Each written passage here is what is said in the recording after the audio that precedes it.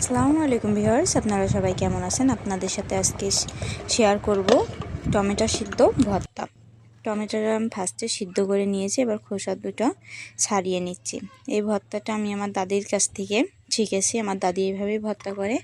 আমি এখানে একটা পেঁয়াজ কুচি করে নিয়েছি, এখানে শুকনো ঝাল ভেজে আমি রেখে দিয়েছিলাম, সেটা একটু বেশি করে দিয়েছি, ঝাল ঝাল করে ভর্তা করব। আর এখানে পরিমাণ মতো লবণ, সরিষার তেল দিয়েছি, দিয়ে এটা ভালোভাবে হাতের সাহায্যে মাখিয়ে নিব। এই ভর্তাটা আমি প্রথম আমার দাদির কাছ থেকে খেয়েছিলাম এইভাবেই।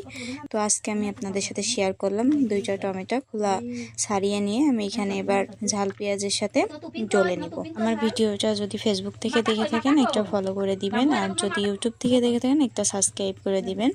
আমার ভিডিওটা কে কোথা থেকে দেখছেন কমেন্টে জানাবেন। এবার ধোয়া ওঠা ভাতের সাথে টমেটো ভর্তা দিয়ে খাবো।